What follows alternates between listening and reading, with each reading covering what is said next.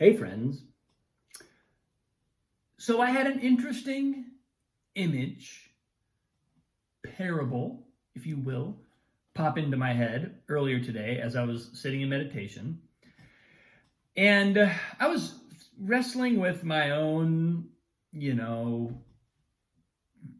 battles, demons, whatever you want to call them, around creating abundance, right? I'm sure it's something that none of you ever have to wrestle with. But for me, it's still a thing. And but what was so what showed up was this sense of, I've had a sense for a long time, that there's always a gap between where I am and where I want to be. And at the same time as that gap is omnipresent, I always have enough right now. And that pattern that I have just described, that manifests on every level. It can manifest on the material level, a financial level. It can also manifest on the level of felt success in the work that I'm doing. It can manifest on piano, as in terms of like how I feel about my skill set, where I am in the journey of musical evolution.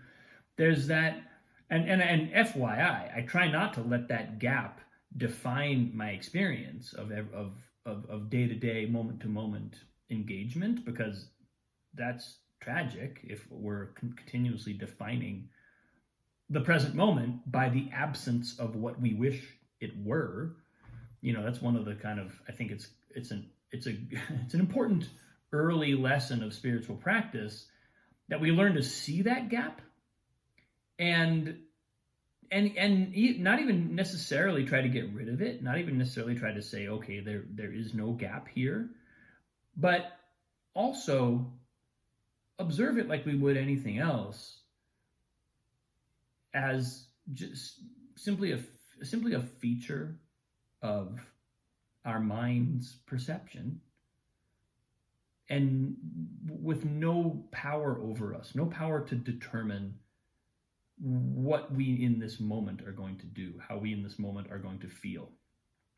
So that, but so the gap I'm talking about is sort of it's a feature that pops up, and every once in a while, oftentimes it'll pop up in my awareness. I'll feel it about something, and then I will,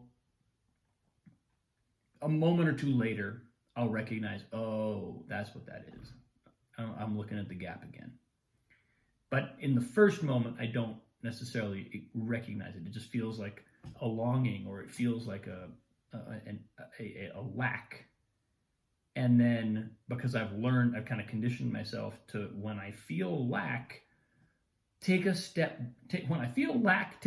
back. That sounds like a slogan. Take a step back and observe it, and just be conscious that this is a perception. Okay. Anyway, where am I going with this? That happened to me this morning. I was kind of going through that process, and I had this image arise of the universe as the old. Remember that the parable of the golden goose, where I think it's a parable, or maybe it's an Aesop's fable. It was a story that I learned as a kid, of the golden goose. And the golden goose is a goose that lays golden eggs. And there's a farmer who has this goose, and one day he comes out and finds a golden egg. The goose has laid a golden egg, and every day the goose lays golden eggs, and it starts to enrich the farmer and enrich the family, and they're experiencing abundance, and it's all very beautiful and harmonious. And then the farmer gets the idea, this goose, she's laying a golden egg every day. Maybe this goose is full of golden eggs. I know what I should do. I should cut open this goose and get all the golden eggs. So he cuts open the goose. Of course, he doesn't find any golden eggs, and now he's got no goose to lay any more golden eggs. And it's this illustration of how impatience can destroy abundance. Because the story is very clear. I don't need to explain the imagery of the story, but I think I had this image of the whole universe as a golden goose that's giving us abundance day to day, minute to minute, moment to moment, always enough right now. And we might feel there's a gap. I want to be here. How can I get here? I want my abundance is abundant. Yeah, all well and good. Thanks, abundance. Can you hurry it up? Can you pick up the pace here, abundance? That's kind of our internal attitude when our experience is focused on the gap between where we are now and where we want to be. But it's never the case. There's no there. There is no such thing as a cut open golden goose full of golden eggs. It's not a thing. That's not what abundance is. Abundance is enough right now. That's what it means. There is no any other definition of abundance is our minds. It's a product of the mind. It's something being imposed by the mind. I'm not saying that having a vision of where we're going is a bad thing, or that we might not even be pretty explicit and pretty that we may not have a lot of. There may be plenty of envisioning and kind of vision work that we can do in formulating, this is where I want to go. This is the vision. This is where I want my life to be. This is where I want to get to. None of that is bad at all. But it's, it takes me right back to some kind of really foundational stuff, because it's like creating that vision is a wonderful thing. But we kind of want to create the vision and then take it like a toy sailboat and just push it out under the water and let it go. Create the vision, place it on the water, and just give it a little push. Bye. See you when you come back to port. Ship. I don't know how we got to nautical imagery. This is just what my mind does. But you get the idea. That vision work is wonderful. It's beautiful. Let's do lots of it. And let's not define, let's never be defining the abundance of the present moment by some vision that, if we're honest, may or may not come to pass, and either way is just a vision of the mind. If we could perceive the abundance of the universe right now, the literally infinite power that we have, the infinite possibilities that we have in every single moment, based on the architecture of consciousness, the structure of what it means to be an existent human being, this little vision, whatever it is, pales in significance. There's absolutely it has no power over our felt sense of abundance right now. If it creates an interesting or compelling or inspiring destination, if it draws us onward on the path, yay, great, let's do it.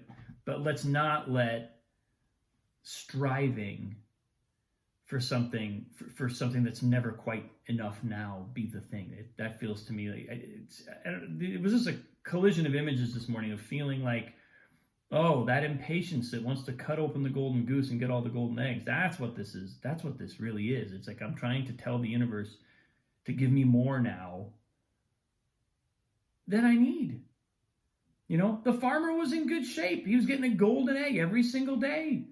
What's the problem? What, you don't have 100 of them today? You know, that's I think the beautiful message of that story. Tragic, of course, because it doesn't end well, but the message is really about abundance is always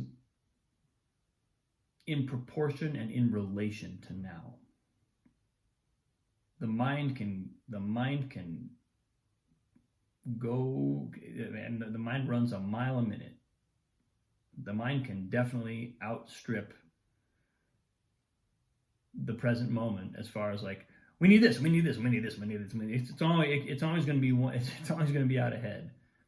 But the felt sense of enoughness right now, if we live there, then every new vision that comes into being, it just becomes another golden egg. It just becomes another, whoa, and here we go now. Whoa, and here we go now.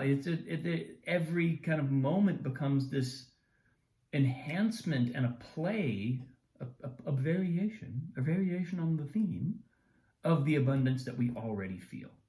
Not something that gives us abundance when it happens, or doesn't give us abundance when it doesn't. So that's just kind of what showed up for me today. That was the golden goose, all the way back to my probably early childhood. Yeah.